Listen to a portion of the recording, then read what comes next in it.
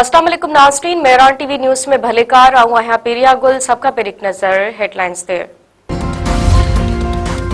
Peoples Party chairman Bilawal Bhutto Zardari चयो आहे त जंग खटण खां पोइ पाकिस्तान जो मक़ाम दुनिया जे साम्हूं आहे। मोदी मुंहुं लिकाईंदो थो वठे, भारत कंहिं सां ॻाल्हाईंदो। अमरीका ऐं ॿिया मुल्क यादि ॾियारींदा त 7 जहाज़ किरिया हुआ। मोदी सरकार जंग बि हाराई हुई ऐं हाणे साज़िश बि। आज़ाद कश्मीर जे वज़ीर आज़म जी हलफबरदारी तक़रीब ख़िताब कंदे बिलावल भुट्टो ज़रदारी वधीक चयो आहे त आज़ाद कश्मीर जे कठपुतली वज़ीर आज़म खे घर भेड़ो करे छॾियो आहे। बंदि कमरनि में वेही आज़ाद कश्मीर जी हुकूमत न हलाईंदासीं। हाणे मुज़फ़राबाद में अवाम जो नुमाइंदो फैसल राठौड़ आहे। आज़ाद कश्मीर में 2 भेरा पीपल्स पार्टी जे मैंडेट ते धाड़ो हयो वियो।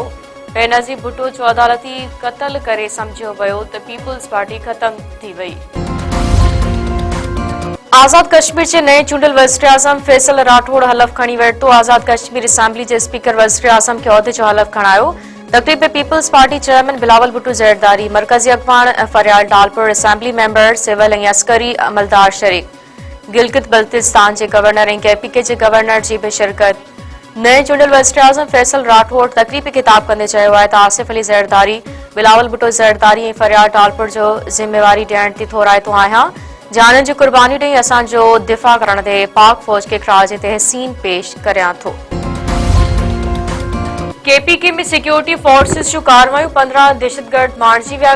कलाची ऐं दत्ता खेल वारे इलाइक़नि में ख़ारजियुनि जी मौजूदगी जे इत्तला ते ऑपरेशन।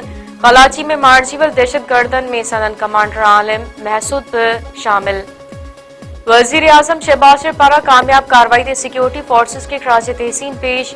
शहबाज शरीफ चयो आहे त सिक्योरिटी फोर्सेस वॾियूं कामयाबियूं हासिल करे रही आहे। दहशतगर्दनि जे मुकमल ख़ात्मे ताईं ऑपरेशन जारी रहंदो। सलामती काउंसिल अमरीकी सदर डोनाल्ड ट्रंप जी गज़ा मंसूबे जी हिमायत में करारदाद मंज़ूर करे वरिती। गज़ा लाइ बैनुल अक़वामी इस्तेहकाम फोर्स जे क़याम ऐं गज़ा में आरज़ी हुकूमत जा नुक़्ता बि शामिल। करारदाद जे हक़ में पाकिस्तान समेत 13 मुल्कनि वोट ॾिनो। रूस ऐं चीन वोटिंग में हिसो न वरितो। पाकिस्तान जे नुमाइंदे आसिम इफ्तिखार सलामती काउंसिल में ख़िताब कंदे चयो आहे त ट्रंप जी गज़ा मंसूबे जी आजिया कयूं था। अमन मुआहिदे सां गज़ा जंग जो ख़ात्मो ईंदो, जंहिं जो मक़सद गज़ा में फ़लस्तीननि जे क़त्लेआम खे रोकणु आहे। अमरीकी सदर डोनाल्ड ट्रंप पारां सऊदी अरब खे F-20 बेड़हाक जहाज़ विकिरो करण जो ऐलान। सऊदी वली अहद अॼु व्हाइट हाउस में सदर ट्रंप सां मुलाक़ात कंदो। ख़ाबरो इदारे मूजिबि सऊदी अरब अफ्रीका खां अरबे डॉलरनि जा 48 जहाज़ ख़रीद करणु चाहे थो। अमरीकी सदर ऐं सऊदी वली अहद विच में मुलाक़ात में दिफ़ा ऐं सिविलियन न्यूक्लियर प्रोग्राम ते ॻाल्हि ॿोल्हि थींदी। सिंध जे मुख़्तलिफ़ इलाइक़नि में औरत समेत 3 ॼणा क़तल। जैकाबाद भैड़सा मुड़ुस घरू अणपणता घरवारी खे क़तल करे छॾियो। ॻोठ नवाज़ो जागीर में जवाबदार राशिद गोशाणी पंहिंजी ज़ाल हुस्ना खे बेदर्दी सां क़तल करे फरार। सेवण वेद जतोई ऐं पंजोता दुरियनि में ज़मीन जी मालिकी तां हलंदड़ तकरार तेज़। फायरिंग में शाबुद्दीन उर्फ छुटो जतोई मारिजी विया।